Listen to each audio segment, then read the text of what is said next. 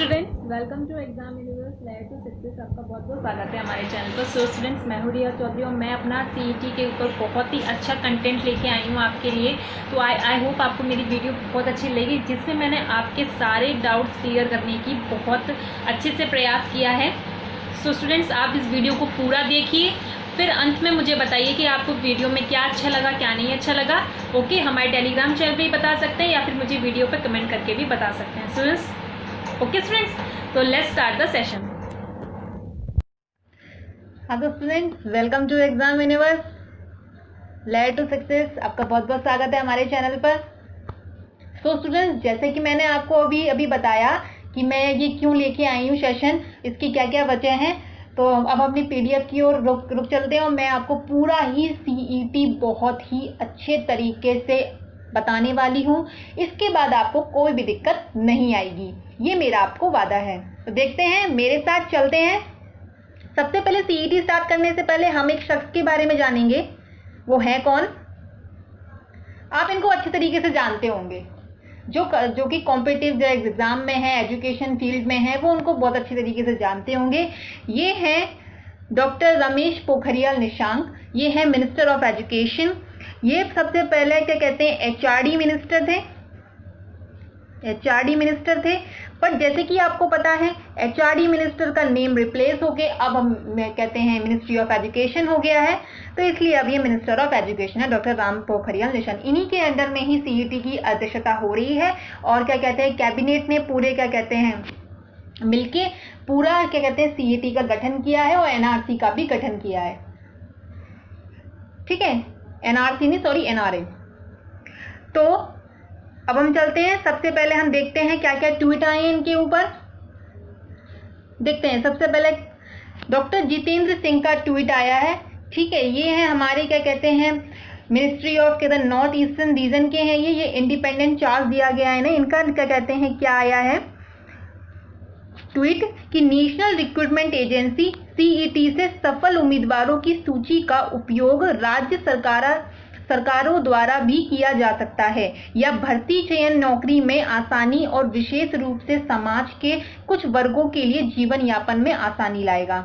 ये है कैबिनेट का डिसीजन। ये है हमारे डॉक्टर जितेंद्र सिंह, ये इनका ट्वीट आया है। और ये जो एनआरए की जो मीटिंग हुई है वो आपकी 19 अगस्त को इसका कहते हैं प्रेस रिलीज आ गया था। अब एक और ट्वीट आया था इनका, the merit list of common entrance test CET will remain valid for 3 years, during which a candidate can apply for jobs in different sectors depending upon her aptitude and preferences। मतलब इसका ये कि जो आपका CET जो NRA के अंदर होगा वो आपका 3 इयर्स के लिए वैलिड है कैंडिडेट्स के लिए, और डिफरेंट जॉब सेक्टर में ये उसके लिए CET क्या कहते हैं एप्लीकेबल रहेगा। और उसके लिए आपकी जो सीईटी है उनकी प्रेफरेंस पर डिपेंड करेगा कि आप सीईटी में कितने मार्क्स ला रहे हैं, और उसकी हर सेक्टर की अपनी अलग अलग कट ऑफ जारी होगी, तो उनके हिसाब से आपको प्रेफरेंस दी जाएगी। ठीक है, तो सबसे पहले मैं आपको बता देना चाहती हूँ कि एनआरए होता क्या है। सबसे पहले एनआरए क्या है, इसका क्या रिक्रूटमेंट आया है और क्यों इसने गठित किया गया है। तो सबसे पहले हम जानते हैं व्हाट इज एनआरए। ओके, तो union cabinet chaired by Prime Minister Narendra Modi has decided to set up a National Recruitment Agency (NRA). The proposed NRA will conduct a common preliminary examination for various recruitments in the central government। मतलब इनका ये कहने का है, जो ये prime minister Narendra Modi की जो चेयर पर्सन में यूनियन कैबिनेट है हमारी, उन्होंने एनआरए का प्रपोजल रखा है। एनआरए का अपने नेशनल रिक्रूटमेंट एजेंसी का, इसका काम ये होगा कि ये कॉमन प्रिलिमिनरी एग्जाम कराएगी, मतलब प्रीलिम्स एग्जाम कंडक्ट कराएगी, हमारा कॉमन एंट्रेंस टेस्ट, जो कि वेरियस रिक्रूटमेंट्स करेगा डिफरेंट सेक्टर्स, मतलब डिफरेंट सेंट्रल गवर्नमेंट्स के लिए। डिफरेंट क्या कहते हैं सेंट्रल गवर्नमेंट जॉब्स के लिए ये क्या कहते हैं रिक्रूटमेंट लाएगा, और इसका एक ही एग्जाम होगा। वैसे हमारे प्राइम मिनिस्टर नरेंद्र मोदी एकीकरण में ज्यादा विश्वास रख रहे हैं। उनका मानना है कि one nation one election, one nation one ration card, ये सारी उनकी जो योजना है वो ज्यादातर एकीकरण में ज्यादा विश्वास रख रहे हैं। तो उन्हें वन नेशन वन एग्जाम, तो इसलिए अब सीईटी का भी गठन किया है इन्होंने। देखते हैं क्या है इसके आगे। अब एनआरए से हमें क्या क्या फायदे पहुंचने वाले हो। एनआरए की सबसे पहले बात तो ये है कि हमें जरूरत क्यों पड़ी। तो सबसे पहले है why is the NRA needed. बताइए हमें एनआरए की जरूरत ही क्यों पड़ी कि एनआरए को लाना पड़ा। तो सबसे पहले as of now aspirants have to take different exams that are conducted by various agencies for central government jobs. According to C. Chandramouli, Secretary Department of Personnel and Training, ये DOPT के अभी present chairman है, sorry secretary है सी Chandramouli, on an average 2.5 crore to 3 crore aspirants appear to 1.25 lakh vacancies in the central government every year. मतलब इसका एक से 1.25 lakh vacancy central government की हर साल निकलती है और उसमें से 2.5 से 3 करोड़ बच्चा एग्जाम देता है, जिसकी वजह से क्या कहते हैं different agencies different exams conduct कराती हैं, जिसका बहुत ही ज़्यादा खर्चा और बहुत ही ज़्यादा टाइम लगता है इन सारे एग्जाम्स को कंडक्ट कराने में, जिसके लिए क्या कहते हैं एनआरए की हमें ज़रूरत पड़ी। और इसमें as and when it will be setup, जिसकी वजह से हमें सेटअप करने की जरूरत पड़ी। The NRA will conduct a common eligibility test, this is a CET, and based on the CET score a candidate can apply for a vacancy with the respective agency. मतलब इसका ये कहना कि अगर इस सब के द्वारा ही हमें क्या करना एनआरए को गठन करने की जरूरत पड़ी, ताकि ये जो एनआरए है ये कॉमन एलिजिबिलिटी टेस्ट कंडक्ट कराएगा, जो कि सीईटी का स्कोर, जो कैंडिडेट का सीईटी का स्कोर बेस से उसको वैकेंसी के लिए अप्लाई करना होगा डिफरेंट रिस्पेक्टिव एजेंसीज में। मतलब ये कहने का इसका मतलब है कि जैसे आप सीईटी देंगे, सपोज दैट आपने एग्जाम आप एनआरए ने सीईटी क्या कहते हैं रिक्रूटमेंट कराया और आपको क्या कहते हैं इसका एग्जाम क्या कहते हैं दिया, तो इसका एक स्कोर कार्ड जारी होगा, जो स्कोर कार्ड आपका 3 इयर्स के लिए वैलिड रहेगा, जिसमें आपको डिफरेंट सेक्टर, जैसे ये सिर्फ आपका प्रिलिमिनरी एग्जाम कंडक्ट कराएगी, not in the mains and DV और the other examiner final selection ये नहीं कराएगी, सिर्फ इसका काम प्रीलिम्स कंडक्ट कराना है। ये भी मैं आपको बताऊंगी कि प्रीलिम्स ही क्यों इसका मोटिव है आगे। बाकी जो आगे की फर्दर प्रोसेस है वो डिफरेंट एजेंसीज है जो एसएससी, आरआरबी, आईबीपीएस है, वो सारी कंडक्ट कराएंगी। ओके, इसका मतलब सीधा मतलब ये है कि बच्चों का टाइम वेस्ट नहीं होगा।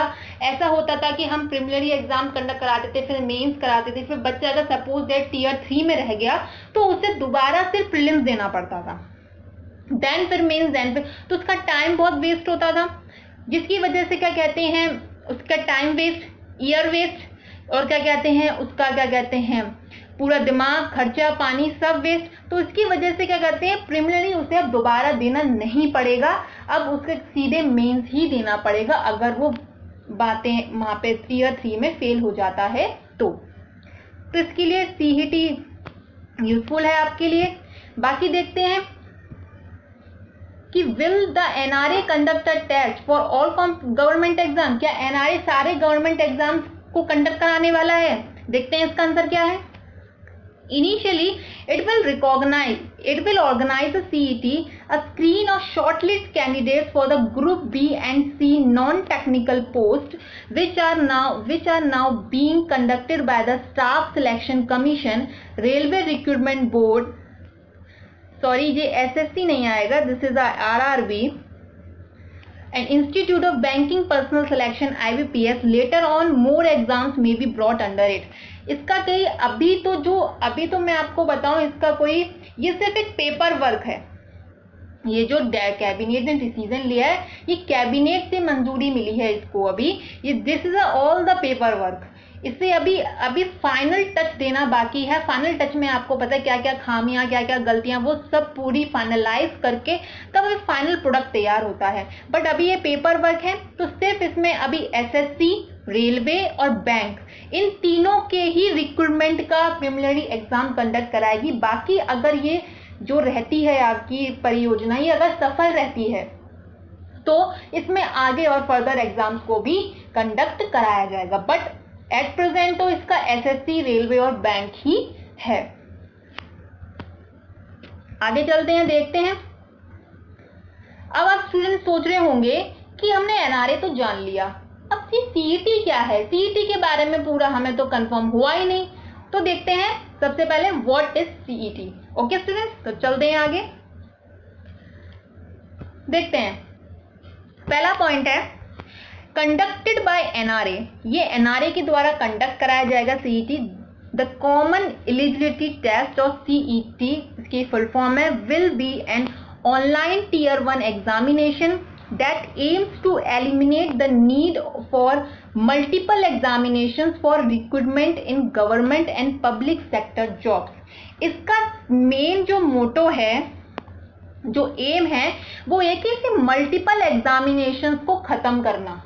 मल्टीपल एग्जामिनेशन को खत्म करके जो कि गवर्नमेंट और पब्लिक सेक्टर में जो रिक्रूटमेंट निकलती है उन सब की एग्जाम, मल्टीपल एग्जाम्स को खत्म करके एक एग्जाम कराना, चाहे वो एसएससी के लिए भी रिक्रूटमेंट हो, वो बैंक के लिए भी हो, और वो हमारा रेलवे के लिए भी एप्लीकेबल हो।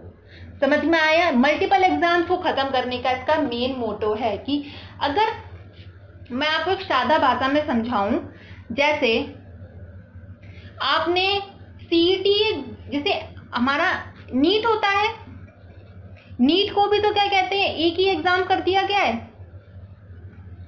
ठीक है। पहले अलग अलग एग्जाम होते थे, सीपीएमटी होता था और अलग एग्जाम होते थे मेडिकल एग्जामिनेशन की, तो ये भी तो नीट एक फर्दर एक प्रोसेस कर दिया गया। तो ये भी हमारी सफल परियोजना है। जैसे एक एनटीए भी लाया गया, नेशनल टेस्ट एजेंसी, ये भी हमारा सफल परियोजना है, ये भी मोदी गवर्नमेंट के द्वारा आया गया है हमारा। तो ऐसे ही अब एनआरए का गठन हो रहा है, ठीक है। तो जहां तक इसका पॉसिबिलिटी है, ये पूरी तरह सफल होगी ये योजना।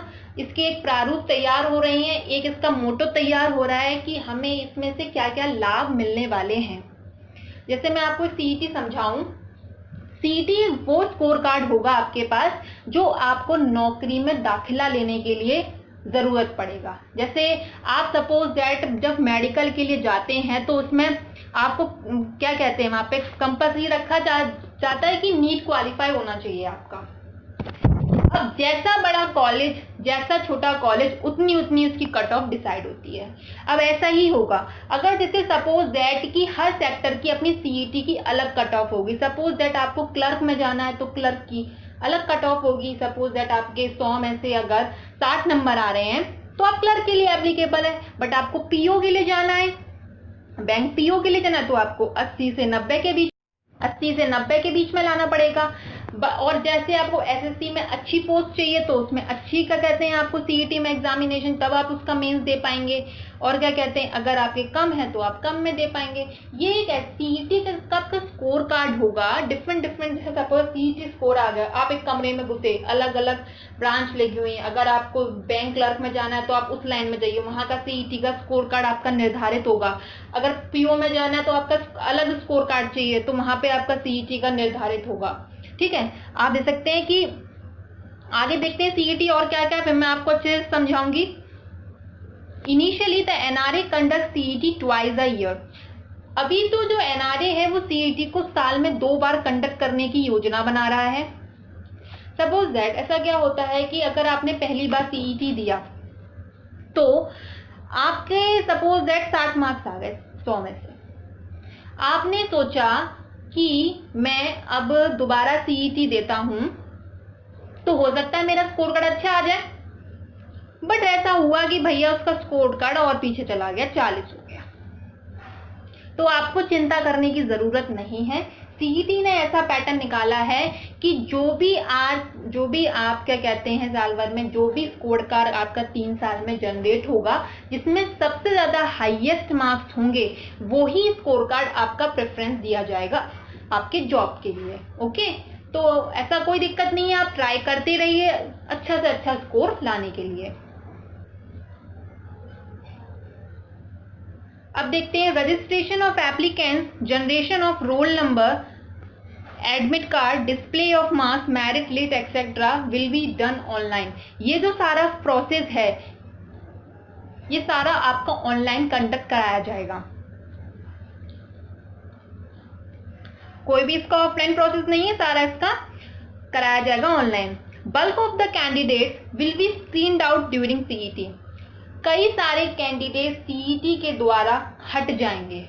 जो भीड़ आती है ना, आलतू फालतू जो भीड़ आती है, सपोज दैट एसएससी में 30 लाख बच्चा फॉर्म डाल रहा है, बैंक में बच्चा 10 लाख बच्चा फॉर्म डालना है, तो इसमें फालतू की जो भीड़ होती है, अरे क्या होता है, एसएससी वाला बैंक का भी भरता है, बैंक वाला एसएससी का भी भरता है, दोनों ये रेलवे के भी भरते हैं। तो ऐसे ही कैंडिडेट की संख्या ज्यादा होने की वजह से, मल्टीपल एग्जाम होने की वजह से भीड़ का ज्यादा हो जाता है। बट अब जो सीईटी है ये सिर्फ वो ही कैंडिडेट देंगे जिसे रेलवे भी करना है, बैंक भी करना है, ठीक है। एक एग्जाम होगा, डिफरेंट सेक्टर से एक ही एग्जाम, एक ही बच्चा जॉब देना है, और आपको एक ही बार एग्जाम कंडक्ट कराना है। इसमें आपको 3 बार नहीं एग्जाम कंडक्ट कराना पड़ेगा, उसमें 1 बार एग्जाम कंडक्ट कराना पड़ेगा। तो देखिए आपकी 3 गुना बच्चे कम हो जाए, मतलब अभी कितनी भीड़ कम हो जाएगी इसमें से। और जो बच्चा सीरियस होगा वो ही इसमें जाना चाहेगा। Then medium of writing will be multiple objective type question paper. जो आपका क्वेश्चन पेपर सीईटी का आएगा वो ऑब्जेक्टिव टाइप पेपर आएगा, ये भी आपका ऑनलाइन ही कंडक्ट कराया जाएगा। बाकी इसका अभी फाइनलाइज सेक्शन आएगा कि इसमें नेगेटिव मार्किंग होगी क्या नहीं होगी, कितना सिलेबस आएगा, सिलेबस में कितना कौन कौन सी चीजें होंगी, ये अभी कोई डिस्कशन में नहीं है। तो ये तो अभी हम जब आएंगी चीजें तब देखते हैं। बाकी number of candidates appearing the specialized exams will be reduced to nearly 5% of the total number of candidates। इसमें यह अनुमान लगाया गया है कि 5% टोटल नंबर ऑफ कैंडिडेट्स की संख्या सीईटी आने से कम हो जाएगी। देखते हैं कितनी कम होती है। वैसे तो जाहिर सी बात है कम ही होनी चाहिए, और इससे ज्यादा भी हो सकती है कम। ये आपके डिफरेंट पॉइंट्स है, मैं आपको एक्सप्लेन कर रही हूँ, आपको इसके बाद आपको कोई दिक्कत नहीं आने वाली है। Exams are conducted in multiple Indian languages. ये जो आपका एग्जाम कंडक्ट होगा ये डिफरेंट इंडियन लैंग्वेजेस में आपका कंडक्ट कराया जाएगा। जैसे सपोज दैट जो वेस्ट बंगाल में रहता है वो बंगाली में पेपर दे सकता है, जो गुजरात में रह सकता है वो गुजराती में पेपर दे सकता है। बाकी हिंदी और इंग्लिश तो आपका रहेगा ही रहेगा। हाँ, जो उड़ीसी मतलब different types of Indian languages में, ये मल्टीपल लैंग्वेजेस इंडियन लैंग्वेजेस में आपका कंडक्ट कराया जाएगा एग्जाम।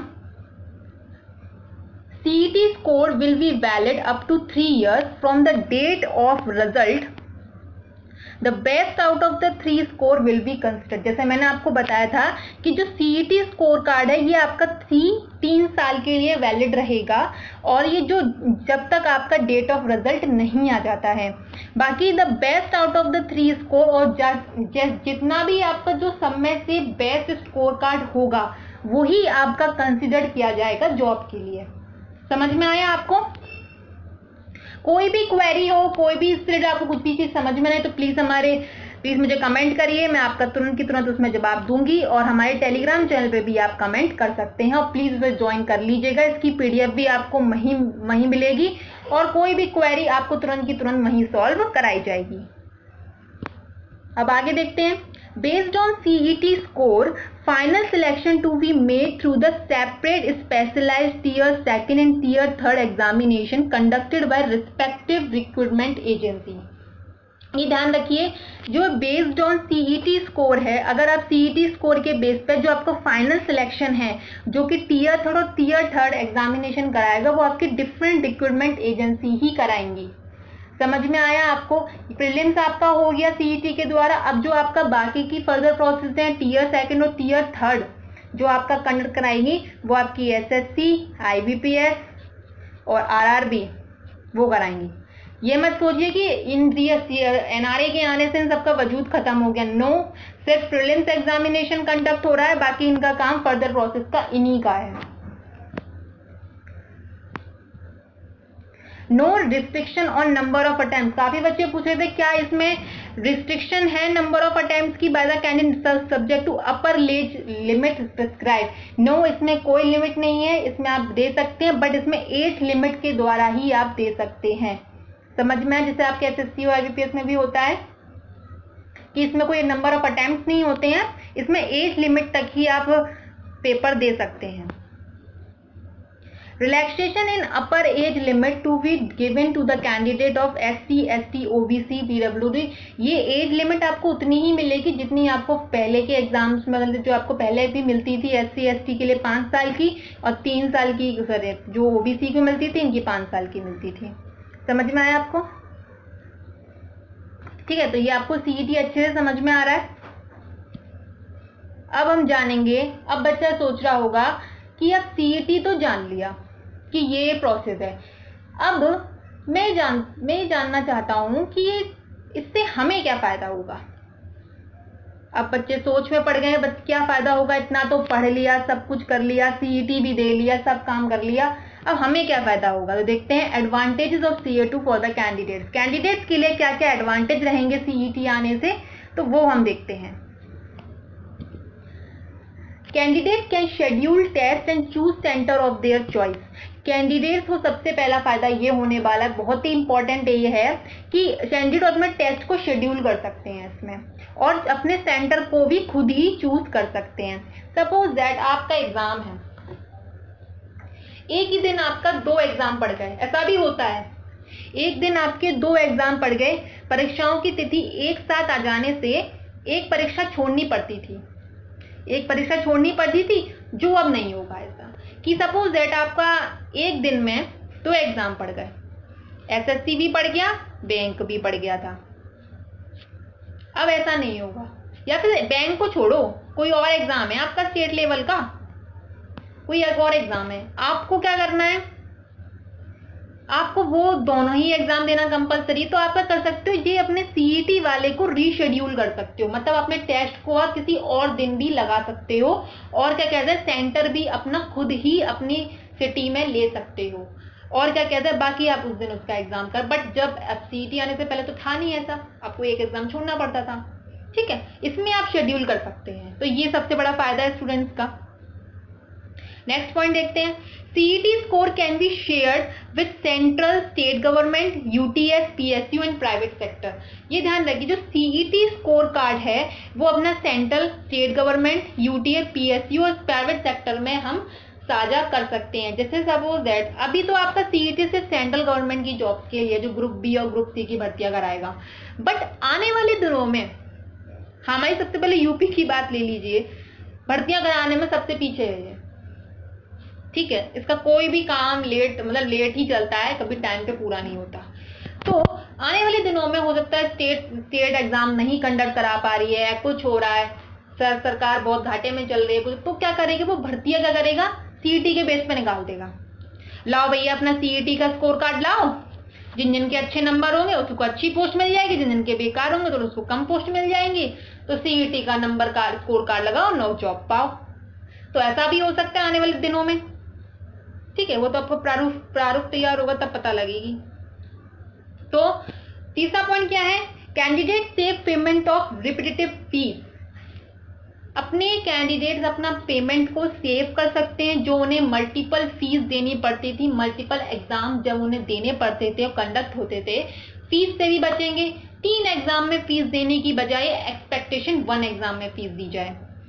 ट्रैवल ग्रेट डिस्टेंसेस, बार बार क्या कहते हैं, बार बार एग्जाम देने की बजाय उन्हें क्या कहते हैं, ट्रैवल में भी पैसा तो उतना ही लगता था। To recruitment sector several times a year, साल में कई बार एग्जाम कंडक्ट होते हैं और कई बार उन्हें एग्जाम देने जाना पड़ता है, तो उनका ट्रैवल का खर्चा भी बचेगा और उनकी रिपीटेटिव फीस का भी खर्चा बचेगा। ठीक है, तो उनकी कॉस्ट भी सेव हो रही है यहाँ पे, और प्लस टाइम भी, ये आपका भी होगा और प्लस गवर्नमेंट का भी होगा। गवर्नमेंट जो इतना खर्चा करती है इतने एग्जाम्स को कंडक्ट कराने में, उनके भी कॉस्ट सेव होगी और प्लस उनका टाइम भी बचेगा, ये दोनों का ही सेव होगा। Transparency and ease in recruitment process, इसमें पारदर्शिता आएगी, रिक्रूटमेंट प्रोसेस में पारदर्शिता आएगी और रिक्रूटमेंट प्रोसेस को ये आसान भी बनाएगी। पारदर्शिता आएगी और रिक्रूटमेंट प्रोसेस को ये आसान भी बनाएगी। जो क्या कहते, जो धांधलेबाजी होती थी पहले, इतने जो SSC में धांधलेबाजी होती थी, बैंक में तो खैर नहीं हुई, रेलवे वगैरह में जो धांधलेबाजी होती थी वो अब रुक जाएगी। क्यों? क्योंकि अब ये सिर्फ NRA कराएगी, नेशनल रिक्रूटमेंट एजेंसी के, एक ही एजेंसी के हाथ होगा ये काम, सेंट्रल गवर्नमेंट इसको संभालेगी। अब इसमें कोई भी किसी का रोल नहीं होगा। जो जॉब सीकर्स हैं हमारे, उनको बहुत मदद मिलेगी जब ट्रांसपेरेंसी आएंगी हमारी, ठीक है, तो उन सबको भी रोकथाम करने में मदद मिलेगी। Currently, government job seekers appears for multiple examination conducted by multiple agencies. अब क्या है कि करंटली जो गवर्नमेंट जॉब में चाह रखने वाले, जो गवर्नमेंट जॉब की चाह रखने वाले स्टूडेंट्स हैं, अब उनको मल्टीपल एग्जामिनेशन जो मल्टीपल एजेंसीज के द्वारा कंडक्ट कराया जाता था, अब वो भी इनको इससे क्या कहते हैं, राहत मिलेगी। जैसे कि आपको पता है एट प्रेजेंट 20 एजेंसीज कंडक्ट कराती हैं एग्जाम। एट प्रेजेंट 20 एजेंसियां अभी परीक्षा आयोजित करवाती हैं, तो 20 को काट के अब एक ही हो जाएगी।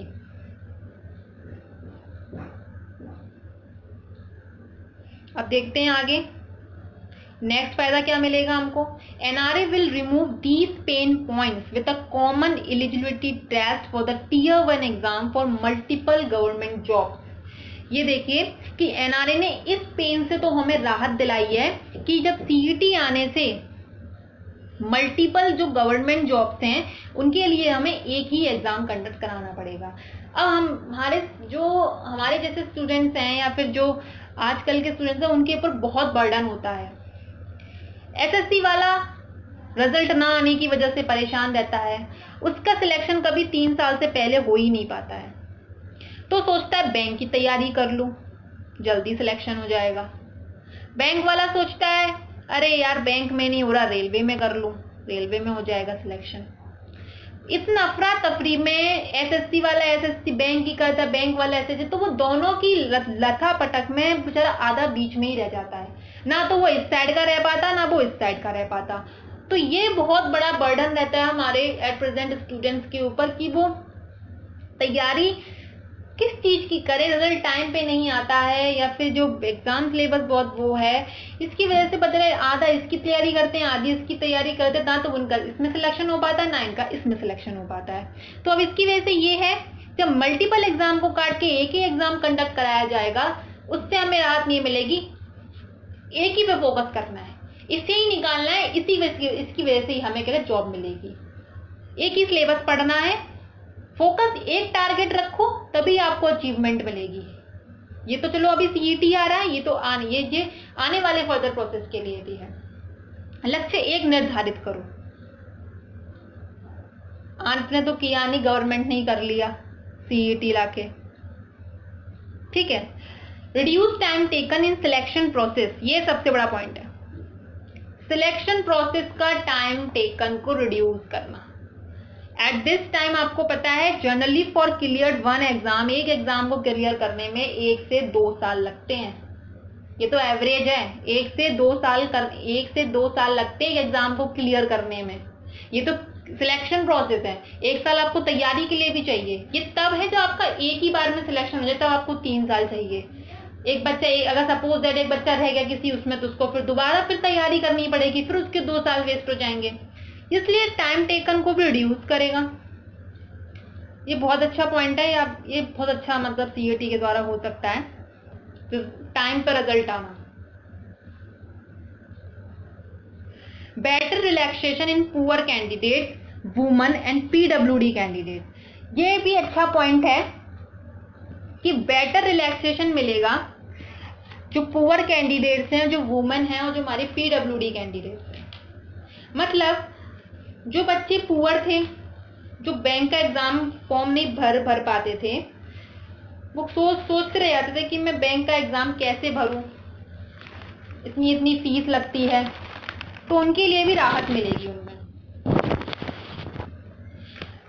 गरीब उम्मीदवारों को क्या कहते हैं, राहत मिलेगी।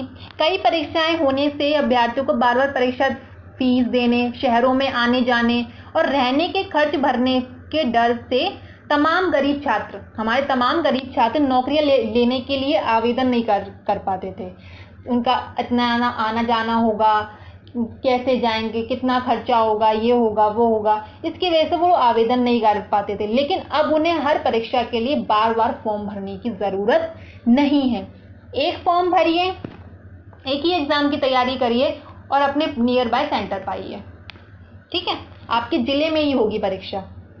महिलाओं को भी सहूलियत मिलेगी। तमाम महिला अभ्यर्थी और जो तमाम महिला अभ्यर्थियों जो दिव्यांग हैं, जो सिर्फ इसी वजह से फॉर्म नहीं भरते थे कि उन्हें दूसरे शहर जाकर परीक्षा देनी पड़ेगी। दूसरे शहर जाना, कई के जो गांव की लड़कियां होती हैं या फिर जो हमारे बैकवर्ड कल्चर की जो फैमिलीज होती हैं, वो अपनी लड़कियों को इतना बाहर अलाउ वगैरह नहीं करती हैं, तो वो भी बच्चियां रह जाती थी कि बाहर कैसे जाएंगे कैसे नहीं जाएंगे। तो उनके लिए भी बहुत अच्छा वो है। ये सुरक्षा भी एक बड़ी वजह होती थी। नए फैसले से तो उन्हें हौसला मिलेगा, उनके इस जो नया फैसला है उन्हें हौसला मिलेगा, क्योंकि महज कुछ घंटों में भी परीक्षा देकर फिर वो घर पे भी आ पाएंगे। जो महज कुछ घंटे की परीक्षा उससे वो घर भी आ पाएंगे। तो ये है, वुमेन को भी राहत मिलेगी, पीडब्ल्यू कैंडिडेट्स को भी राहत मिलेगी, और सबसे पहले हमारी एजेंसियों को भी राहत मिलेगी, जिससे अब बच्चे बहुत खुश हैं। ये एडवांटेज उनके लिए बहुत अच्छे हैं, और ये जो हमारी एजेंसियां उनको भी राहत मिलेगी, ठीक है। कुछ जो डाउट्स आ रहे हैं वो बच्चों ने मुझे पूछे थे पर्सनली, तो मैं उनका जवाब मैं अपनी वीडियो में देना चाहूँगी। बहुत ही कॉमन क्वेश्चन है, आप लोगों के माइंड में भी आए होंगे क्वेश्चन ये, तो उनका जवाब आपको इस वीडियो में पूरा मिलेगा।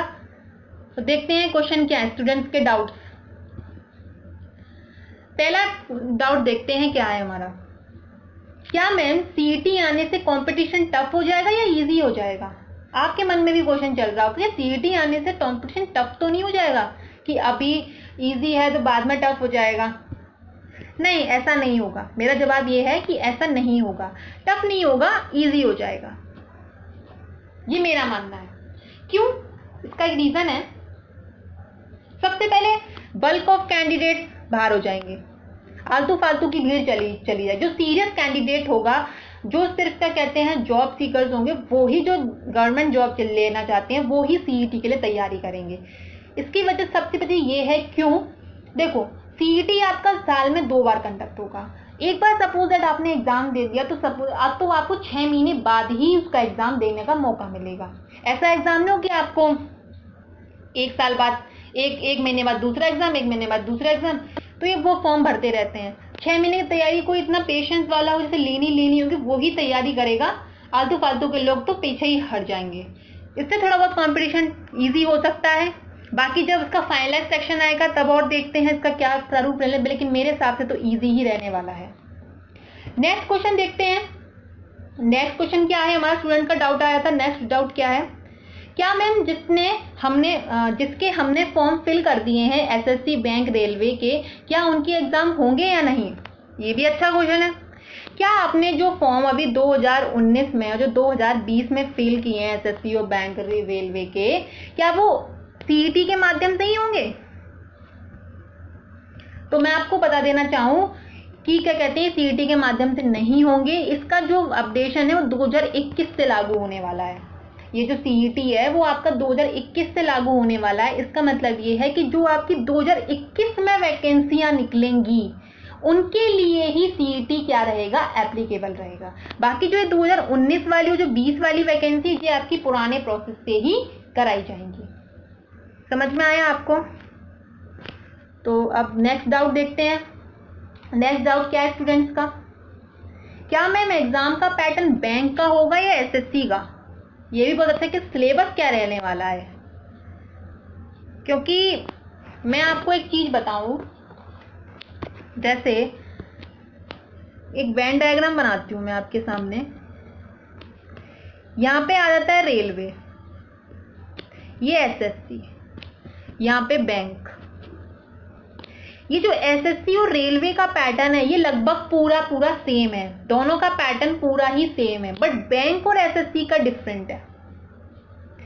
तो मेरे ख्याल से हो सकता है इनके कॉमन टॉपिक्स लिए जाएंगे। इसमें डीआई आती है बैंक में, तो एसएससी में भी डीआई आती है। बैंक में मेंसुरेशन आता है तो एसएससी में भी मेंसुरेशन आता है। अर्थमेटिक आती है बैंक में तो एसएससी में भी अर्थमेटिक आती है।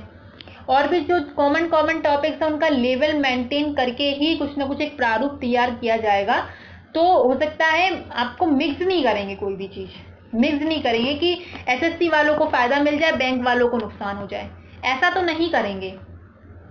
दोस्तों मिक्सअप तो नहीं करेंगे, सिलेबस आपका मेंटेन ही रहेगा। जब इसका सिलेबस आएगा तो अब और देखते हैं, बट मेरे हिसाब से सिलेबस मेंटेन ही रहेगा। नेक्स्ट डाउट है, क्या मैम एसएससी या बैंक में कुछ पोस्ट एज 28 के पार भी होती हैं, तो क्या वह बच्चे सीईटी के लिए एलिजिबल नहीं होंगे आगे क्या? ये भी अच्छा क्वेश्चन है कि आपने देखा होगा एसएससी में और कुछ बैंक पीओ में कुछ जॉब आपकी 30 भी रहती हैं, 30 प्लस भी रहती हैं, तो क्या वो सीईटी दे पाएंगे कि नहीं दे पाएंगे? तो इसके लिए आपका ये क्वेश्चन है कि वो बच्चों के लिए क्या कहते हैं, कुछ ना कुछ सेक्शन अलग से रखा जाएगा कि 30 जो इनकी एज है तो उनके लिए कुछ ना कुछ एक एलिजिबिलिटी क्राइटेरिया सेट किया जाएगा कि इतने से इतने तक वो दे सकते हैं। अगर वो इतने से इतने तक दे सकते हैं तो उनके आगे जो प्रीलिम्स तो कंडक्ट हो रहा है, सपोज दैट आपने 28 जब साल के हैं तब आपने प्रीलिम्स दिया, मतलब सीईटी दिया, तो वो आपने 3 साल के लिए ऑलरेडी वैलिड रहने वाला है, 3 साल के लिए ऑलरेडी वैलिड रहने वाला है, तो उनको ऑलरेडी करते हैं मेंस और उसके लिए फर्दर एग्जामिनेशन के लिए चांस भी मिल सकता है। तो इसका जवाब यही है कि कुछ ना कुछ तो उनके लिए ये है कि आप प्रारूप किया जाएगा। 3 साल का टाइम ऐसे ही नहीं दिया हुआ है, कुछ ना कुछ सोच समझ के ही 3 साल के लिए वैलिड टाइम दिया हुआ है, तब तक तो जॉब बच्चा ले ही सकता है।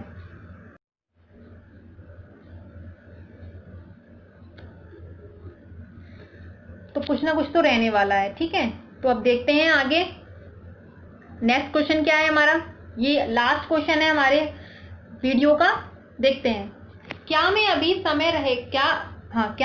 समय रहेगा अच्छा एग्जाम क्लियर करने के लिए, या आगे सीईटी एग्जाम क्लियर करने में दिक्कत हो सकती है? ये भी अच्छा क्वेश्चन है।